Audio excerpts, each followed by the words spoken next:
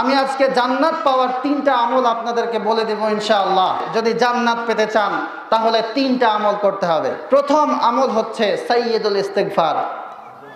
প্রথম আমল কি? সাইয়্যিদুল ইস্তিগফার। এখন বলবেন যে ছোট ভাই, এটা তো প্রথমবার শুনলাম, সাইয়্যিদুল ইস্তিগফার আবার কি? সাইয়্যিদুল ইস্তিগফার এমন একটি ইস্তিগফার, হাদিসের মধ্যে এসেছে এই সাইয়্যিদুল ইস্তিগফার হচ্ছে সবচেয়ে শ্রেষ্ঠ ইস্তিগফার। বলেন না সুবহানাল্লাহ। এবং এই সাইয়্যিদুল ইস্তিগফার যে ব্যক্তি সকালে পড়বে, ফজরের নামাজের পর পড়বে, যদি সেই ব্যক্তি মাগরিবের আগ পর্যন্ত মৃত্যুবরণ করে, যদি কোনো কারণে মারা যায়, সেই ব্যক্তিটা জান্নাতে প্রবেশ করবে। বলেন সুবহানাল্লাহ। প্রথম নাম্বার হচ্ছে সাইয়্যিদুল ইস্তিগফার। সাইয়্যিদুল ইস্তিগফারটা হচ্ছে আল্লাহুম্মা আনতা রাব্বি লা ইলাহা ইল্লা আনতা খলাকতানি ওয়া আনা আবদুকা ওয়া আনা আলা আহদিকা ওয়া ওয়া'দিকা মাস্তাতা'তু আউযু বিকা মিন শাররি মা সানা'তু আবুউ লাকা বিনি'মাতিকা আলাইয়া ওয়া আবুউ লাকা বিযামবি ফাগফিরলি ফাইন্নাহু লা ইয়াগফিরুয যুনুবা ইল্লা আনতা। এটা হচ্ছে সাইয়্যিদুল ইস্তিগফার। এখন আপনারা চিন্তা করতেছেন এত বড় একটা দোয়া কেমনে মুখস্থ করব, ঠিক না ভাই? ঠিক। শোনেন, আপনাদের হাতে মোবাইল ফোন আছে না?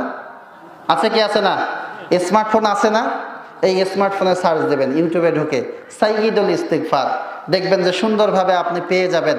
আপনি যত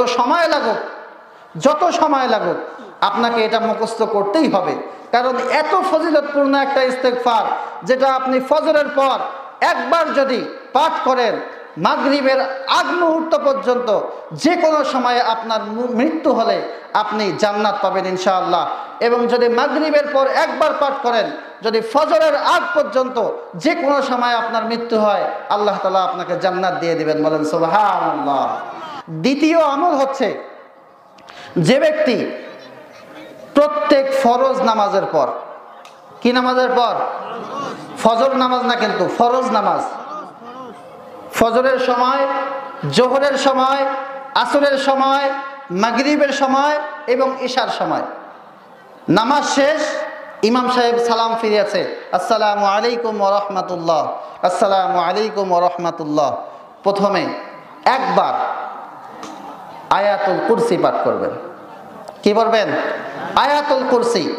হাদিসের মধ্যে এসেছে, যে ব্যক্তি ফরজ নামাজের পর সালাম ফেরানোর পর সাথে সাথে একবার আয়াতুল কুরসি পড়ে, সেই ব্যক্তির মধ্যে এবং জান্নাতের মধ্যে শুধু মৃত্যু দেওয়াল হয়ে দাঁড়ায়। বলেন সুবহানাল্লাহ।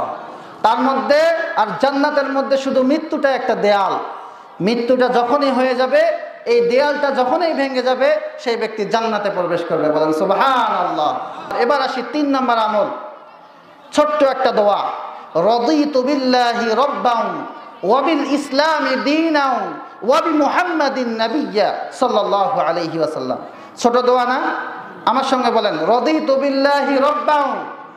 সবাই বলেন, মুখ খুলে বলেন, রাদিতু বিল্লাহি রাব্বান ওয়া বিল ইসলামি দীনান ওয়া বি মুহাম্মাদিন নাবিয়্যা সাল্লাল্লাহু আলাইহি ওয়াসাল্লাম।